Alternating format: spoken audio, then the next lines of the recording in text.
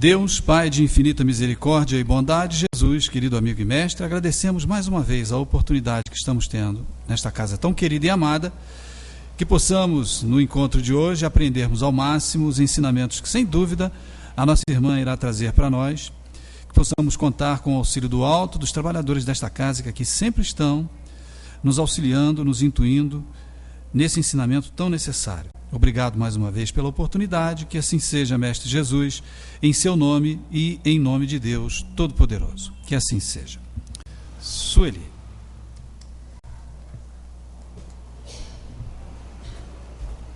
Boa tarde para todos nós.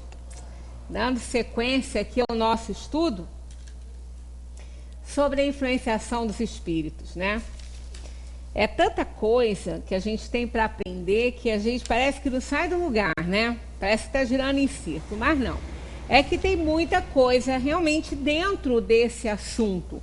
E é, assim, muito importante. Ele é fundamental para a nossa vida. Porque se nós não entendemos essa interação dos espíritos desencarnados com os encarnados e não levamos isso em consideração, a gente sofre muito mais do que deveria. A gente arranja muito mais problema do que deveria arrumar. E não consegue lidar com essa situação, né? Então, nós estamos terminando essas orientações de Kardec aqui para os possessos, né? E podemos observar que é muito diferente daquilo que se entende por possessão, né? Como se um espírito entrasse no nosso corpo, se apoderasse do corpo. Ora, apoderar-se do corpo não é nada, pior é apoderar-se da mente, porque ela que coordena, né? O espírito que pensa é atributo o pensamento é atributo da alma. Então, o que acontece somente no corpo não nos faz tão mal quanto aquilo que acontece na mente. Então, essa interferência diretamente, né, no arquivo mental, na mente, na maneira de pensar, isso aí é altamente prejudicial. Terminamos a nossa reunião na semana passada, na 478, e ficamos aqui com a 4779 para a gente fazer o nosso estudo, né? Termos a nossa conversa. Recapitulando um pouquinho a 478, Kardec pergunta assim: há pessoas animadas de boas intenções e nem por isso mesmo obsedadas, qual o melhor meio de se livrarem dos espíritos obsessores? E eles respondem: cansar-lhes a paciência, né? Essa foi a última que nós abordamos na semana passada e até demos aqueles exemplos que quando alguém quer uma companhia para fazer alguma coisa e essa coisa a gente não quer, a gente não gosta, é uma atividade que não nos interessa, a pessoa chama 1, 2, 3 vezes no máximo, depois ela desiste, que ela está perdendo tempo. Daqui a pouco ela não consegue realmente uma companhia para ela no que ela almeja. Então ela desiste. Quer dizer, a gente cansa a pessoa, né? A paciência da pessoa falando que não interessa, que não quer. Então ela vai partir para outra. E isso também acontece com os espíritos. Kardec obtém dos espíritos a explicação que cansar-lhes a paciência realmente é a melhor opção, né? Na sequência ele diz: não dar nenhuma atenção às suas sugestões, mostrar-lhes que perdem tempo, né? E tempo ninguém quer perder, nem eles querem perder tempo, porque eles querem o tempo deles para fazer tudo que eles querem, né? Tudo que eles almejam. Então eles não têm interesse nenhum em perder tempo e largam para lá as pessoas que não estão de acordo com as suas ideias. Então, quando eles veem que nada tem a fazer, eles se retiram, né? E assim acontece sempre. Agora, a gente tem que ver se a gente também não tem focos, né, que possam atrair outros espíritos inferiores, para que a gente não fique nessa luta eterna. Claro que a gente sempre vai ter alguma coisa, porque somos espíritos inferiores, né, já que estamos num planeta de provação e expiação, nós somos espíritos inferiores. Então estamos sempre atraindo alguns deles para perto de nós. Então é um trabalho de reforma íntima, de elevação de sentimentos, pensamento, para a gente melhorar a situação. Né? Às vezes a gente fala, mas eu não consigo pensar melhor, quando eu vejo assim, eu estou pensando aquilo que eu não quero, aquilo que eu não gosto. Mas isso é natural, porque nós somos espíritos inferiores e o nosso pensamento está de acordo com aquilo que a gente é, né? Com o que a gente deseja.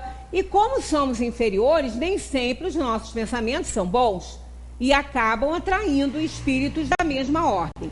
A prece é um meio eficaz para curar a obsessão? Essa é a 479. E eles respondem, é um poderoso socorro para todos os casos. Não é nem só a questão da obsessão. Mas sabei que não é suficiente murmurar algumas palavras para obter o que deseja. Deus assiste aos que agem e não aos que se limitam a pedir. Ficar pedindo, ficar com aquela ladainha, aquela reza de boca para fora, não adianta. Repetindo palavras, não adianta. A prece, a gente já teve outras oportunidades aqui de assistir a alguém falando sobre esse assunto. A prece, a oração, ela só tem valor quando ela conjuga o pensamento, a razão e o sentimento.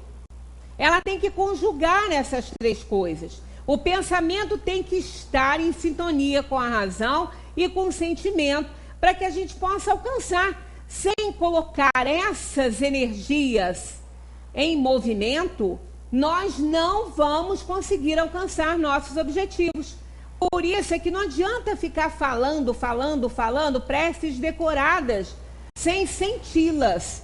Né? Nós já falamos sobre isso com a questão do Pai Nosso. É tão mecânico, né? Para a gente o Pai Nosso é tão mecânico.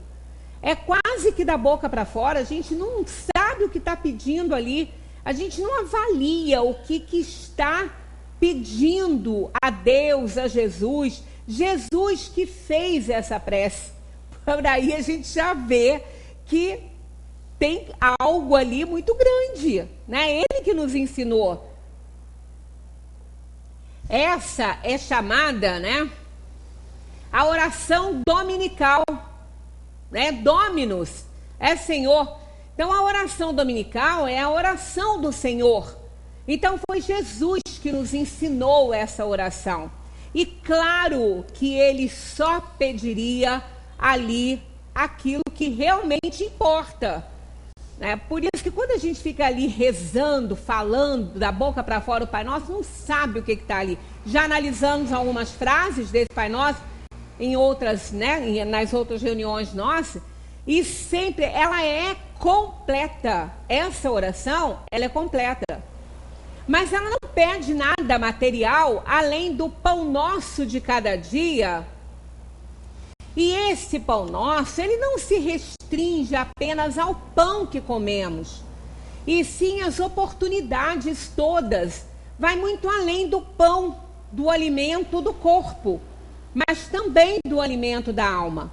Então ela vem, Pai Nosso que estás no céu, ali quando ele coloca esse pronome aí, nosso, né? Quando ele coloca isso aí, ele já está falando que ele considera, que ele reconhece todos como irmãos. Todas as pessoas como irmãos. Porque ele diz, Pai Nosso é o Pai de todos, é o Pai de todos nós. É o nosso Pai.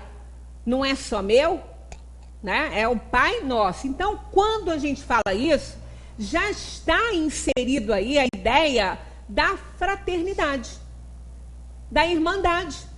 Né? Que somos todos irmãos. E se somos todos irmãos, temos que agir como tal. Então essa prece, ela é muito profunda, ela é grande, ela tem tudo, né? Ela é completa. Santificado seja, né, o vosso nome, assim na terra como no céu. E é o que a gente menos faz, como está banalizado o nome de Deus, né? Está banalizado. Parece que as pessoas pensam que se tiver no plástico, na plaquinha na casa, na camiseta, seja onde for, que está ótimo. Não é ali que tem que estar. Não é ali. Não é, às vezes, no coração de um ateu, no pensamento de um ateu, ele está muito mais presente, muito mais santificado do que no coração de um religioso, que não leva isso a sério. Não é? Porque santificar Deus, o nome de Deus, é estar de acordo com a sua vontade. É outro problemão que a gente arranja. Não é? Santificar Deus é estar de acordo com a sua vontade. E é o que menos a gente faz, né? Estar de acordo com a vontade de Deus. Então, eu não vou analisar todo ele aqui, porque nós vamos fazer uma palestra a respeito, né, disso aí. Só para a gente ver como a prece deve ser feita. Então, nós temos que conjugar, porque quando chega naquela frase assim, seja feita a vossa vontade assim na terra como no céu, se nós conjugarmos o sentimento, a razão, né? E esse pensamento aí a gente nem quer. Porque quando tem alguém para perder o seu ente querido, né? Quando alguém está perdendo o seu ente querido para a morte, né, do corpo físico ali, ela quer que ele fique. Ela quer que ele sobreviva. Ela está pedindo, ela está rezando para ele ficar. Só que ela está falando assim, seja feita a vossa vontade, assim na terra como no céu. Então não é a minha vontade que eu estou pedindo, é a vontade do Pai. Ali, se alguém estiver rezando, estiver orando esta oração, e chegar nesse ponto aí, se ela estiver conjugando pensamento, sentimento e razão, ela não vai falar essa frase não, ela vai pedir até perdão. Porque não é isso que ela deseja. Ela não quer que a pessoa vá, ela quer que fique. Ela está rezando ali para a pessoa melhorar. Né? Então, é por que a gente fala? Que a gente não se liga nisso, a gente não atenta para esse lado, a gente não conjuga o sentimento aí com a razão. Então, a gente não está interessado. Aí, quando nós não conseguimos conjugar isso, aí a prece não chega, porque ela não se torna vibração. E para que os nossos desejos, os nossos anseios, para que eles alcancem seus objetivos, eles precisam se tornar vibração. Senão eles não chegam, eles não vão. Da mesma maneira, não é que precisamos que o ar transporte o som da nossa voz num local que não tem ar, a gente não consegue se fazer ouvir, embora esteja pertinho, né? Não vamos ter vibrações nas nossas cordas vocais. Nós não vamos conseguir, né? Tanto se a gente tiver com algum problema, quem faz aquela cirurgiazinha aqui, né? A traqueostomia, quem faz aquilo ali, se tiver aberto, não sai o som da voz, porque não tem vibração, tem que tapar. Existe até um aparelhinho que encosta, ele vibra e aí a pessoa consegue. Então, para que isso aconteça, tem que haver a vibração. E a prece também. A prece, ela tem que se tornar vibração. Ela tem que provocar uma vibração para ela alcançar.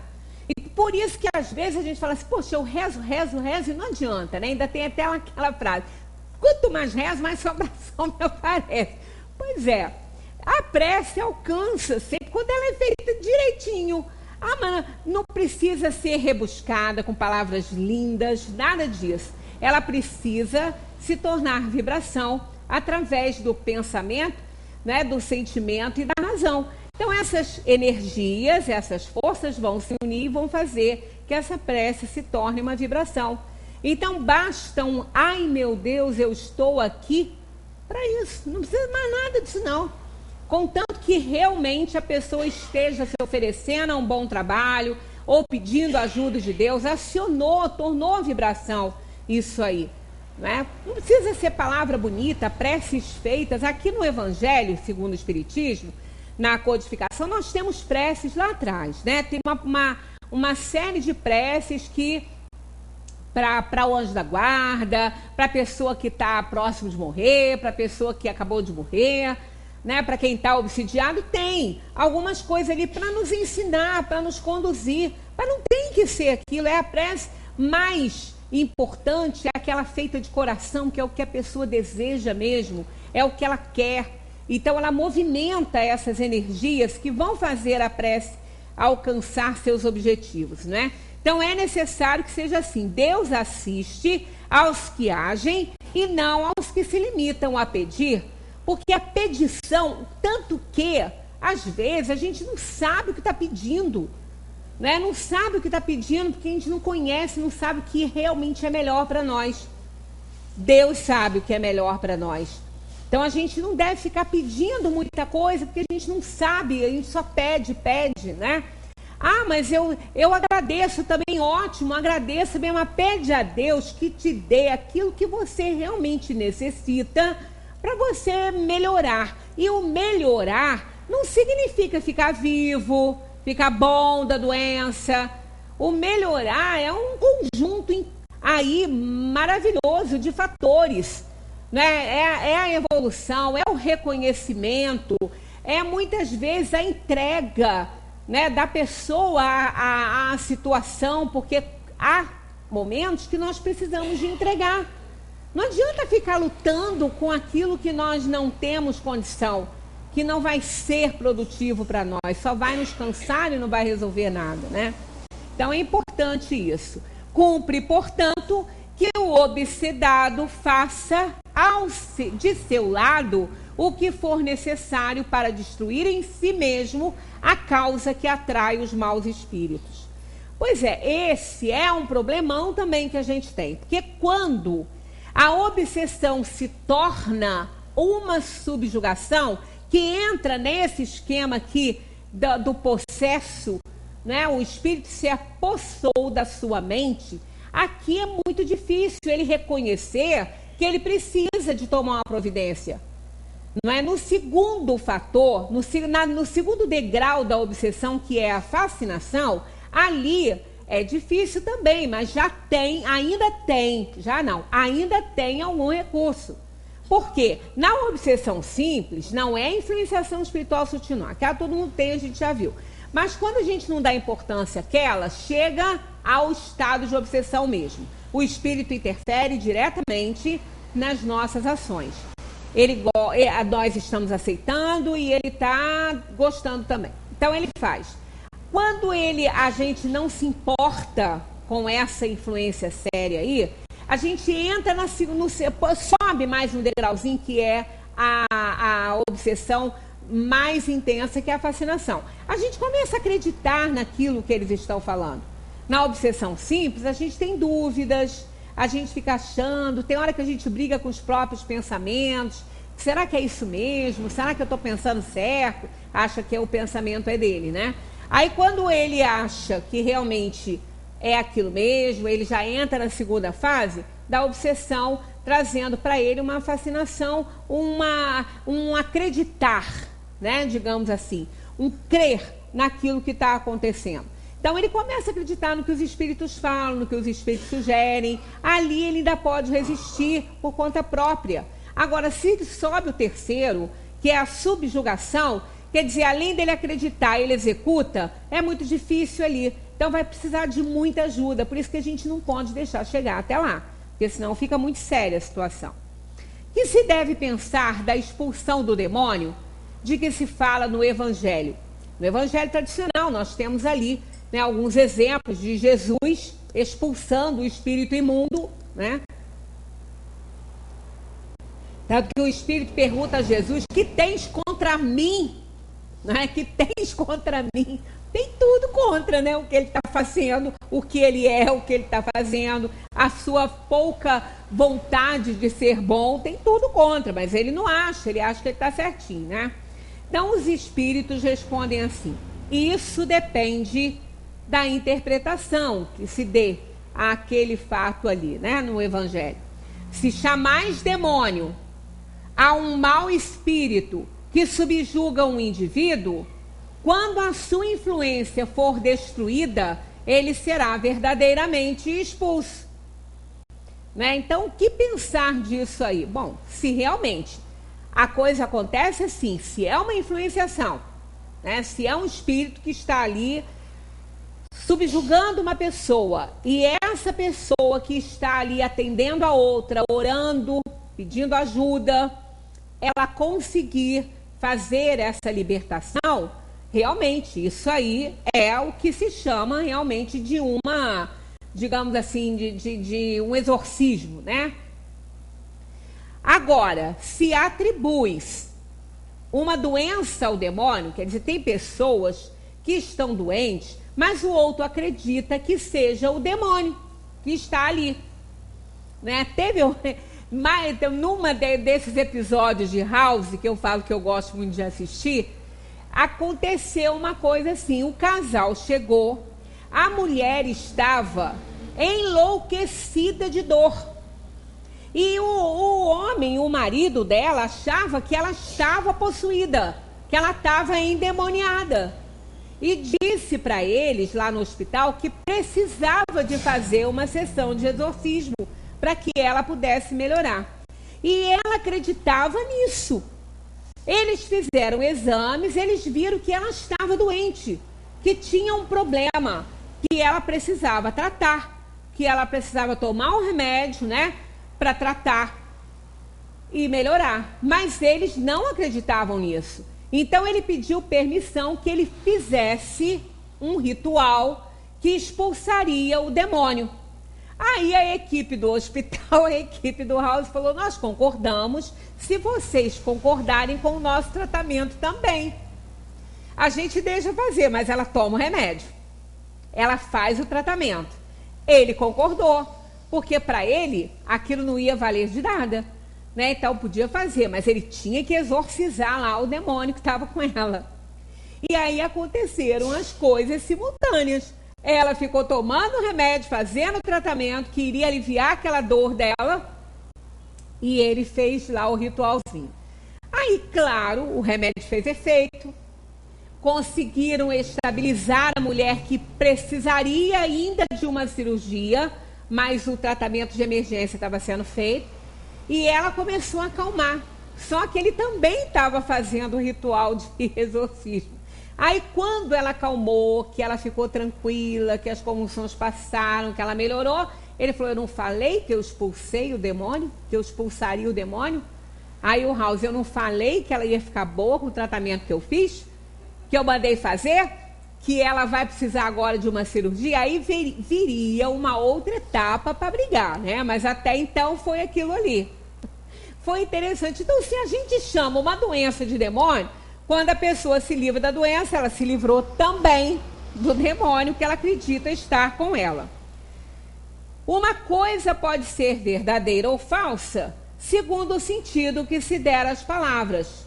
As maiores verdades podem parecer absurdas quando não se olha senão para a forma e quando se toma a alegoria pela realidade. Compreendei bem isto e procurai retê-lo, que é de aplicação geral. Então, para tudo se aplica isso aqui, né? E no livro dos médiuns tem lá uma consideração também, que eles tratam dessa parte, principalmente o livro dos médiuns, né, que trata mais dessa parte de obsessão e tudo. Eles recomendam, e também tem isso também, eu acho, aqui em outro momento aqui no Livro dos Espíritos, sobre a elevação moral que a pessoa tem que ter para poder cuidar de alguém que esteja num processo assim de obsessão tão grave. Porque o espírito, ele conhece a gente, né? A gente já falou sobre isso, que ele vê o nosso pensamento, ele percebe a nossa vibração, o nosso sentimento. Então, aquele que está tentando expulsar ali, expulsá-lo da situação, tem que ser realmente bem melhor que ele. Porque senão ele vai saber que não é. Né? Então, ele ri disso. Né? E aquelas práticas, isso também a gente já aprendeu, eu não selecionei aqui, mas eu vou encontrar e a gente vai verificar a página, né, que está isso na codificação. Essas práticas de exorcismo, né, de crucifixo, de água benta, essas coisas não têm ação sobre os espíritos. Eles não ficam preocupados com isso. Um espírito bobo pode até ficar. Um espírito ignorante, ele pode ter até medo de uma água benta, de um crucifixo. Mas não são os objetos que vão fazer diferença. O espírito é a energia. Ele não é afetado por essas coisas. O espírito não é afetado pelo fogo. Um espírito não é queimado. Tanto que quando se fala na questão, vai queimar no fogo do inferno. Isso está no Evangelho como alegoria, como uma ilustração. Porque naquela época existia um lugar chamado Geena, onde os culpados, aqueles que eram sacrificados, que eram mortos, criminosos, suas carcaças físicas eram jogadas lá, para que o fogo queimasse. Então Jesus fazia, às vezes, alguma referência a Geena, dizendo que se nós não nos purificássemos, que nós seríamos queimados no fogo do inferno como aqueles criminosos. Mas ele estava se referindo ao corpo físico, era uma alegoria. Aquilo lá era o fogo do inferno, é a falta de paz de consciência que nos queima, não o fogo verdadeiro. Porque os espíritos não são afetados por isso, então não tem como queimar espírito. Segundo os espíritos, as estrelas, elas servem de pontos de encontro de espíritos para irradiação para os mundos habitados. Eles se reúnem nas estrelas, então eles não são afetados pelo fogo. Não tem o menor sentido a gente achar isso, Então, claro que um crucifixo, uma fita, um mantor, seja lá o que for, não é isso que vai expulsar nenhum demônio de ninguém, Primeiro que nós não usamos a palavra demônio, porque demônio a gente já falou semana passada, é um espírito inferior, que ainda não alcançou o nível de compreensão, para sair daquele estado de maldade em que se encontra. Ele vai sair. Ele não tem a força, não existe um ser criado para fazer o mal com a mesma força do Criador, com a mesma força de Deus. Então, nós não temos essa nomenclatura.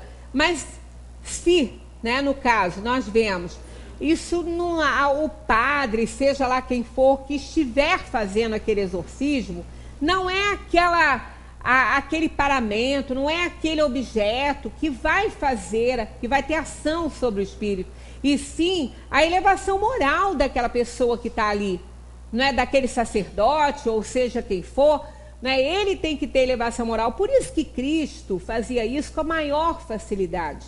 Ele não precisava de nada, ele só falava com o espírito, ele ordenava que o espírito se retirasse, e eles se retiravam, Aí, uma vez, chamaram Jesus porque tinha lá uma pessoa lá endemoniada, e os discípulos não conseguiam fazer nada. Não conseguiam nada com aquele demônio que estava ali. Aí Jesus chegou, ordenou que o espírito saísse, e eles saíram. Aí os discípulos perguntaram por que eles não conseguiram fazer.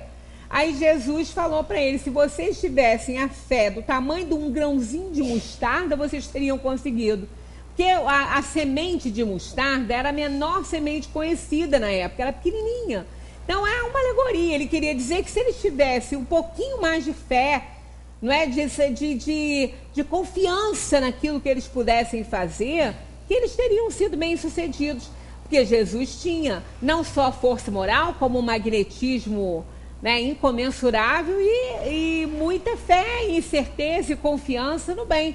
Então ele conseguia fazer e a gente não consegue, Porque tanto que Jesus, em várias situações, ele se referiu aos outros dizendo: vós sois deuses, A diferença é que ele sabia disso e a gente não sabe, A gente não tem essa força moral ainda para se achar dessa forma aí, Mas isso aí é um ensinamento valioso do Evangelho para que a gente veja que não são objetos. Nós não temos que nos ligar a objetos, a amuletos, né? As próprias simpatias. Mais para frente, eu acredito que, se não veio ainda, deve vir alguns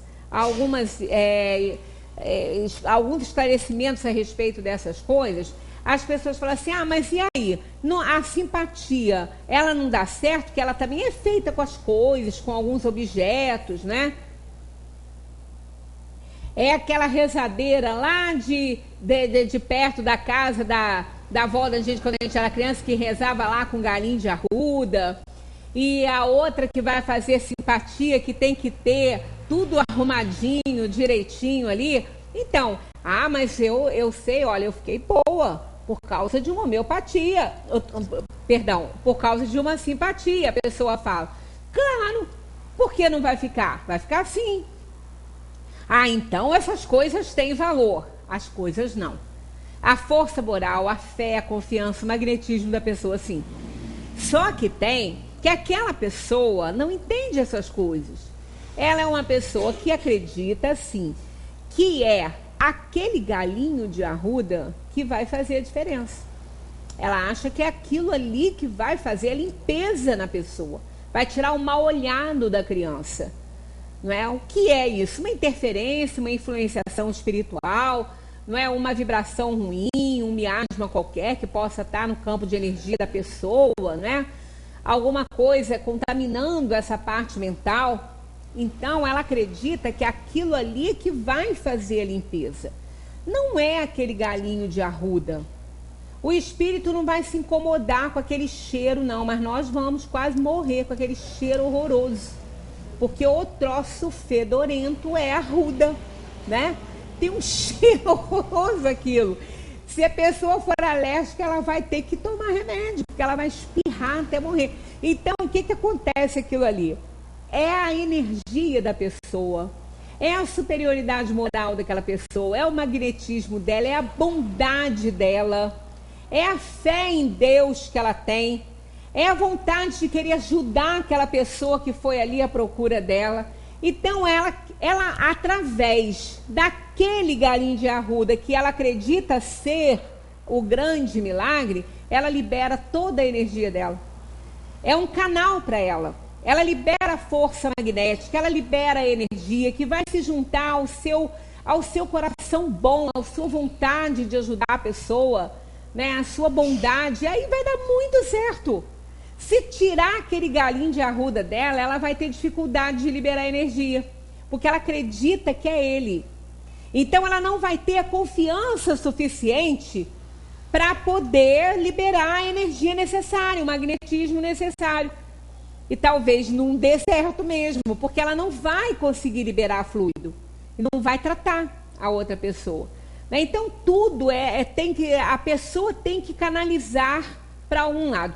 O Espiritismo nos liberta dessas coisas, né? Do objeto, do amuleto, de tudo, né? Da vela. O que é a vela? A vela é a simbologia da luz. É uma simbologia, mas ela é material. É um foguinho material, não tem a menor ação sobre os espíritos. Ela pode ajudar a gente no ambiente escuro, porque ela clareia aí o ambiente material. Mas ela não vai trazer luz aos espíritos. Porque a luz que os espíritos precisam é a luz do conhecimento, da sabedoria. Isso é que é importante, mas ela é a simbologia. Então, por que algumas pessoas só conseguem também ajudar outras pessoas se elas acenderem uma vela na hora que elas vão fazer a prece para a pessoa, o tratamento? Porque é a mesma coisa do galinho de arruda. Ela vai conseguir liberar fluido, ela vai conseguir liberar a confiança dela, a fé dela, através daquela vela, que ela acredita ser importante naquele ritual. Mas aí vai precisar de ter para ela, porque senão ela não vai conseguir liberar essa energia. Mas nós estamos estudando uma doutrina que nos diz que essa força não está na vela, essa força está em nós. Em qualquer lugar que estivermos, nós poderemos ajudar alguém com a nossa mente, com a nossa vontade, com a força que a gente tem de bondade, de querer fazer algo por alguém, né? Então a gente não vai precisar de objeto. Tem uma pessoa que está numa situação de obsessão, teve um ataque, ela está num estado convulsivo por obsessão, que é o que a gente vai entrar aqui agora para aprender.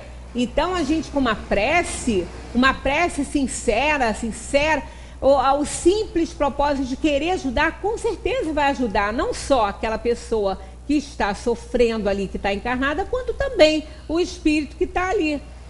Então é importante que a gente reconheça, nós temos a força mesmo não sendo He-Man. A gente tem a força, né?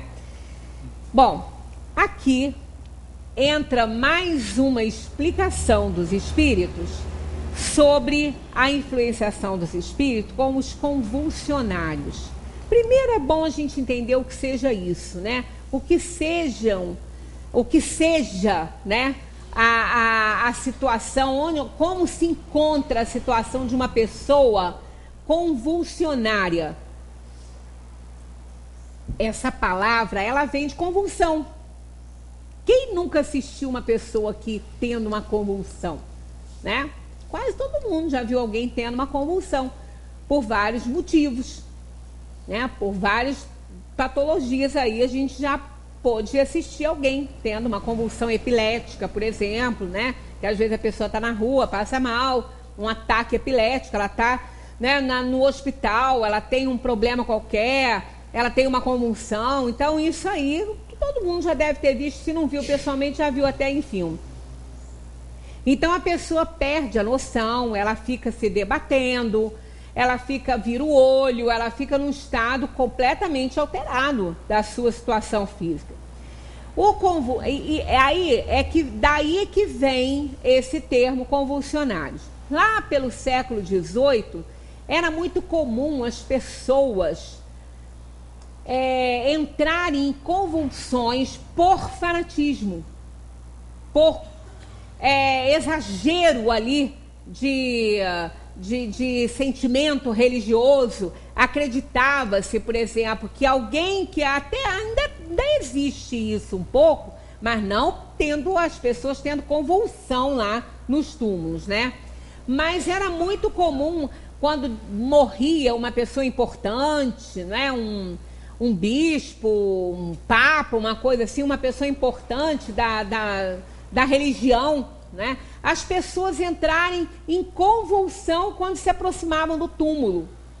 E começavam a se debater, e começavam a perder a noção das coisas, podia beliscar a pessoa, podia sacudir a pessoa, que ela não sentia nada. Ela ficava insensível, inclusive. Aí passou a dar esse nome, passou a rotular essas pessoas que entravam em convulsão por causa de um fanatismo qualquer religioso, né? Uma histeria pública, e é uma convulsão. Não sei se vocês lembram, todo mundo aqui vai lembrar, né? Numa cena terrível, numa praça lá do outro lado do mundo, num daqueles sermões do Ayatollah Khomeini, quando ele aparecia para ele fazer aquelas pregações, as pessoas se torturavam, elas se machucavam, elas se debatiam, né? E tem alguns objetos de tortura, né? Aquela bolinha cheia de preguinhos, cheia de pontas que as pessoas ficavam jogando nas costas para se torturarem, para poderem se penitenciar de algum pecado que elas achavam que tinham. Então essas pessoas, elas são convulsionárias, elas entram em convulsão porque elas não conseguem sentir nada, né? Nem a dor, o sangue escorre, elas são cortadas, mas elas não conseguem sentir nada, porque elas ficam num estado tão alterado, elas ficam num estado de tanta obsessão, e os espíritos se aproveitam dessas pessoas que liberam esses fluidos com tanta facilidade e se apoderam da mente dessas pessoas. É um estado de possessão. É um estado de possessão, né? Então, uma histeria coletiva é um estado de possessão, em que as pessoas acreditam em algo e vão, né, se juntando naquele grupo lá e não sentem nada. Mais ou menos isso acontecia, e ali era até para o bem, né? Quando os cristãos eram jogados aos leões nas arenas, eles iam cantando. Eles iam cantando, eles eram massacrados, eles eram pisoteados pelos leões, eles não sentiam nada. Não é? Alguns sacrifícios daqueles que foram queimados também pela Inquisição, também não sentiam nada. Porque eles ficavam num estado tal, né, de fanatismo ali, que acontecia mais ou menos o que a gente já viu aqui um pouquinho para trás com a questão da catalepsia. O corpo fica tão insensível dessas pessoas, porque é como se a vida saísse do corpo e se alojasse apenas na mente. A vida espiritual, aqueles fluidos do perispírito que acionam os fluidos nervosos, os filamentos nervosos no corpo físico para que as coisas aconteçam, a vida aconteça, e a sensibilidade se faça presente, isso para.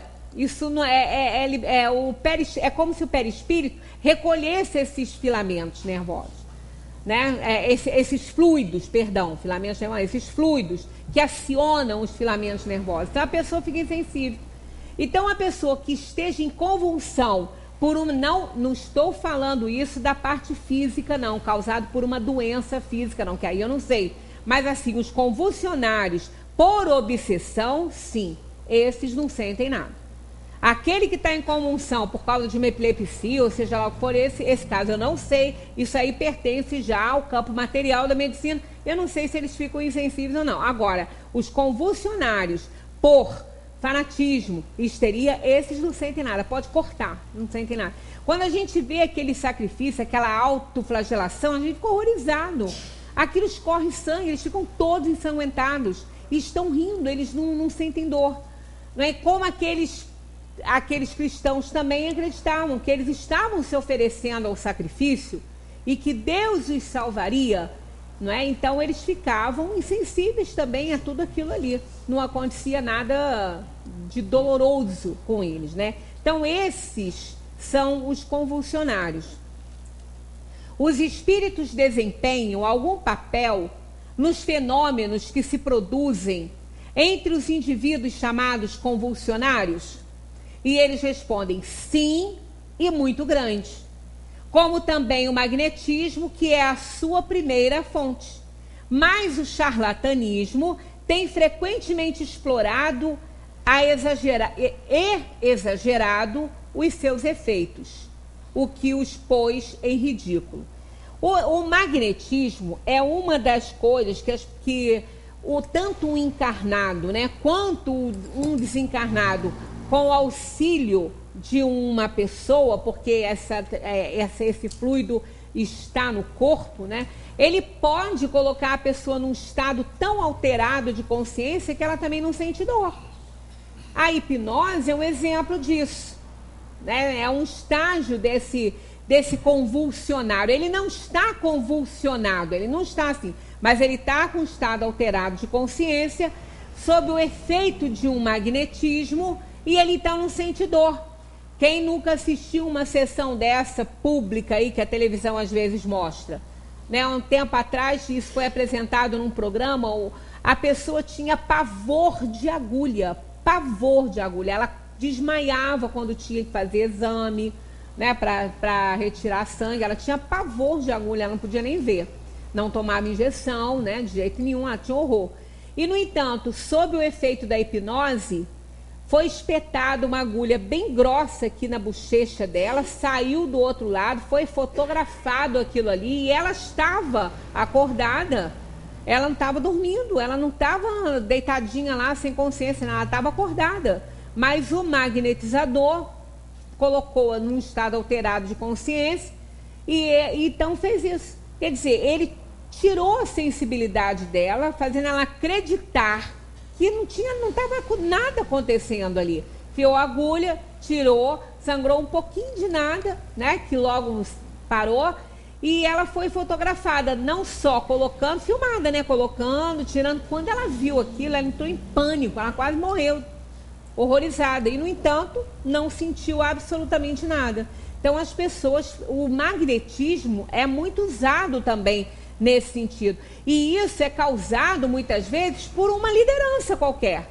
Não é alguém ou uma liderança que, de repente, faz... com o seu magnetismo, ele impõe a sua vontade a um grupo. Aí cai todo mundo no chão, todo mundo começa a gritar, é uma histeria coletiva.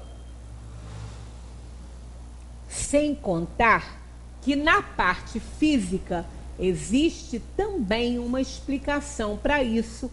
Foi uma das últimas descobertas da neurologia. Neurônios espelho. Esses neurônios espelho, eles foram descobertos há bem pouco tempo, não sei se foi em 2012 que eles foram realmente estudados. Nós temos alguns neurônios que são ativados pela observação de um fato. Eles descobriram há pouco tempo, até mesmo, eu fiz uma palestra aqui sobre a crueldade, né? E usamos essa pesquisa que foi feita, pesquisa científica, não é dentro da religião, né?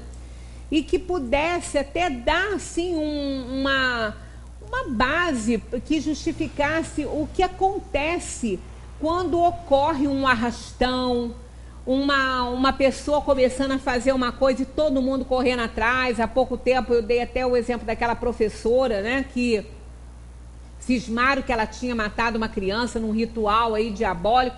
Mataram a moça, espancaram a moça, até matar. Foi uma coisa horrível. E quando um grupinho começou, foram se juntando, outras pessoas foram aumentando aquele grupo, e era um grupo imenso, massacrando a criatura.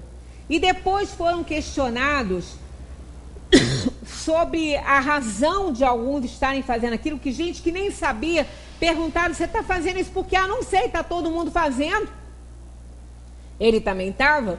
Então as pessoas não tinham uma explicação muito lógica, né? Mas esses neurônios espelho, eles são ativados todas as vezes que as pessoas observam alguma coisa acontecer, né? Observam um fato acontecer, e essas pessoas tenham tendências para isso.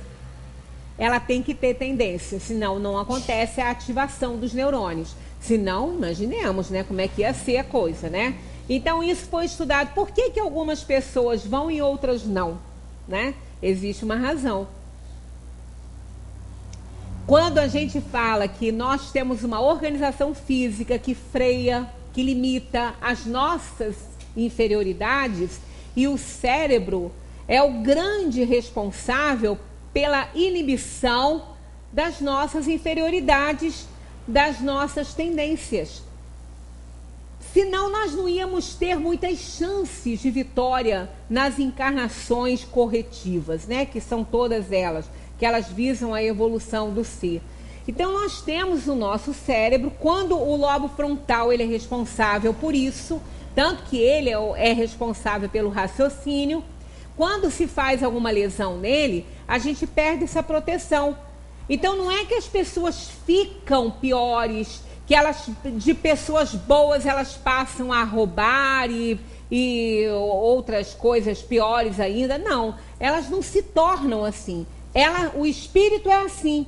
E estava sendo auxiliado, amparado pelo lobo frontal, que freava as suas inferioridades, e uma lesão ali, por uma razão que a gente também só conhece quando a gente entende essa parte kármica, e vamos ter certeza só após a desencarnação, por que aquilo ali aconteceu.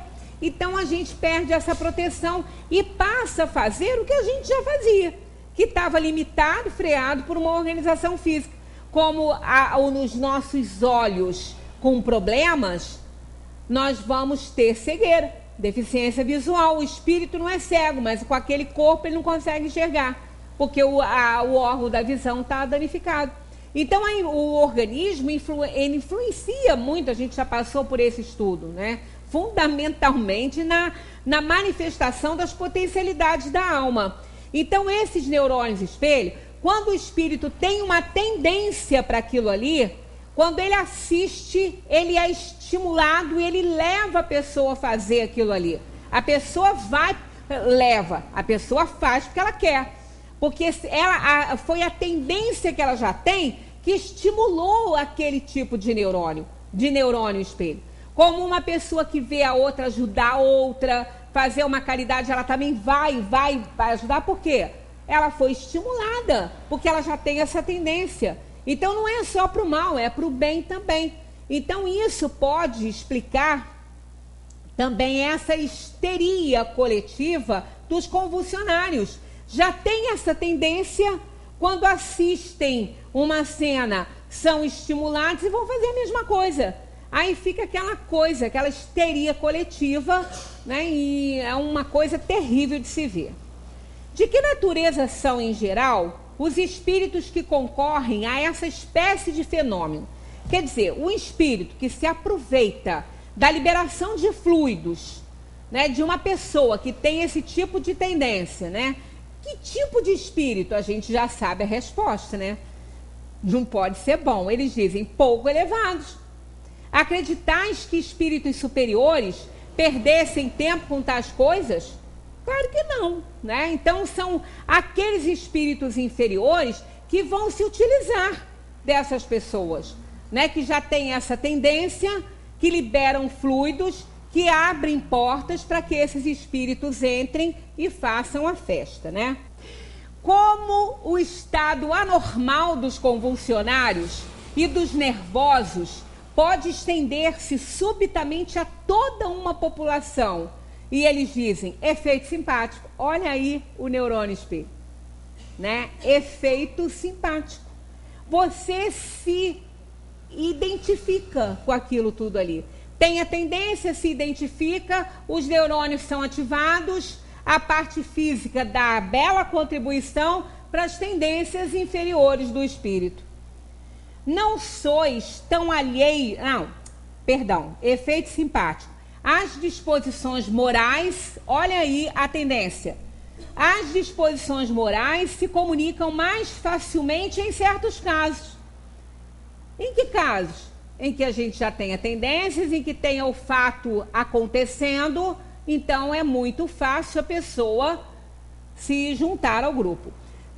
Não sois tão alheios aos efeitos magnéticos para não compreender esse fato e a parte que alguns espíritos devem nele tomar, por simpatia pelos que os provocam. Tudo por similitude. A gente não tem desculpa, né? Eles se juntam a nós porque eles encontraram pontos semelhantes. Aí a gente vai achar o quê? Que eles são ruins, então somos também, porque somos iguais. Senão eles não estavam ali, no nosso campo de energia. Aí Kardec tem um comentário aqui. Entre as faculdades estranhas que se notam nos convulsionários, reconhecemos facilmente algumas de que o sonambulismo e o magnetismo oferecem numerosos casos. Então, eles são parecidos, são apenas variantes, né? Tais são, entre outras, a insensibilidade física, a leitura do pensamento, a transmissão simpática de dores. Nunca viram ninguém passar a sentir dor porque o outro está sentindo? Né? E chama, às vezes, a pessoa de hipocondríaco, né? Tem pessoas que vão à casa de alguém, o sujeito está sentindo uma dor grande, ela começa a sentir a mesma dor. E tem que medicar, porque ela acredita que ela esteja, e pode até a sua energia provocar aquele problema, e ela ter a dor mesmo. Lembra o que nós trouxemos aqui da pesquisa científica sobre o pensamento? Aquelas pessoas que estavam na máquina de ressonância magnética recebendo um estímulo para dor, para sentir dor. e também, simultaneamente, elas estavam recebendo uma medicação intravenosa para combater aquela dor. Então, a dor vinha, o analgésico entrava, melhorava. Depois, elas foram informadas que elas não iam mais receber o analgésico, mas elas continuaram a receber. O que aconteceu? Todas ficaram desesperadas de dor. Todas. Só que o analgésico entrava. Mas o que mais interessante eles perceberam é que a dor era real. Isso que foi mais interessante. Não era autossugestão. Porque a máquina de ressonância acusava a região da dor acontecendo. A dor que eles sentiam era real. Então, o que eles fizeram? Eles conseguiram neutralizar a ação do remédio, do analgésico. O analgésico entrava, mas não fazia efeito. E a dor acontecia de fato. Então, é isso que a gente vê, que às vezes a pessoa fala assim, mas como é que pode ele sentir a dor do outro? Ele pode provocar nele a dor que o outro está sentindo, a menos que seja de uma doença muito séria, que aí ninguém vai provocar isso em si de repente. Mas dependendo da dor, ele pode fazer o mesmo com ele. Então, a capacidade que nós temos de provocar doenças e de também curá-las em nosso corpo físico é muito grande. É muito grande. Só que ninguém vai ficar achando que tem o poder, né? Que tem a força e o poder de combater doenças e não toma remédio. Vai morrer mesmo. Ou então vai sentir dor. Porque não pode ser assim, né? Nós estamos ainda longe disso. Vai chegar um tempo que isso vai acontecer. Mas no momento a gente ainda não está com esse poder todo, não. Sentiu dor? Toma um analgésicozinho para ficar mais confortável, que é melhor, né? Se tem que carregar um peso grande aqui no ombro, bota um travesseirinho. Vai doer menos. Custa nada, né? 483. Qual a causa da insensibilidade física que se verifica, seja entre certos convulsionários, seja entre outros indivíduos submetidos às torturas mais atrozes? E eles dizem, entre alguns é um efeito exclusivamente magnético, que age sobre o sistema nervoso da mesma maneira que certas substâncias. Entre outros, a exaltação do pensamento embota a sensibilidade, pelo que a vida parece haver se retirado do corpo e se transportado ao espírito. Não sabeis que quando o espírito está fortemente preocupado com uma coisa, o corpo não sente, não ouve, não vê? Isso a gente explicou quando estudamos catalepsia. Demos o exemplo daquele bombeiro que estava numa viagem de férias e o ônibus teve um problema. Ele conseguiu salvar muita gente, ele ajudou muita gente, ele não sentia nada, para ele não tinha se ferido. Pois quando assim que todo mundo se acalmou, que ele já tinha feito o que ele podia fazer, ele começou a sentir uma dor. Aí foi examinado pelos médicos que estavam lá, constataram uma hemorragia interna intensa e ele morreu ali. Chegou nem a ser socorrido num hospital. E ele não sentiu nada, porque a sua tensão era tão grande, né? O seu entusiasmo ali naquele trabalho que ele estava fazendo era tão grande, que o próprio espírito, através do perispírito, retirou os fluidos daquele local para que ele não sentisse nada. Isso já foi algo que também auxiliado pelo anjo da guarda, porque estava na hora dele. Ele desencarnaria mesmo. E ele teve a chance de ajudar muita gente antes. E se ele tivesse sentindo dor, ele não ia conseguir fazer. Então, os espíritos atuam o tempo todo em nós. Kardec completa aqui, ó. A exaltação fanática e o entusiasmo oferecem muitas vezes, nos casos de suplício, o exemplo de uma calma e de um sangue frio que não poderiam triunfar de uma dor aguda se não se admitisse que a sensibilidade foi neutralizada por uma espécie de efeito anestésico. Sabe-se que no calor do combate, frequentemente não se percebe um ferimento grave, foi o caso desse bombeiro, né? Enquanto nas circunstâncias ordinárias, uma arranhadura provocaria muitos tremores. Desde que esses fenômenos dependem de uma causa física e da ação de certos espíritos, podemos perguntar como, em alguns casos, a autoridade as pode fazer cessar. A razão é simples. A ação dos espíritos é secundária. Eles nada fazem do que aproveitar uma disposição natural que a pessoa já tenha. Então, mais uma vez, a gente vê aqui a nossa participação em todas as questões, em todas as situações, sejam de obsessão, de trabalho, de prece, de tudo. Nós temos participação ativa com as nossas tendências e o nosso trabalho mental. A autoridade não pode suprimir essa disposição, mas a causa que a entretinha e exaltava. Não pode suprimir a sua tendência, mas a causa sim. De ativa, ela o torna latente e com razão para agir assim, porque o fato resultava em abuso e escândalo. Sabe-se, aliás, que essa intervenção é importante quando a ação dos espíritos é direta e espontânea.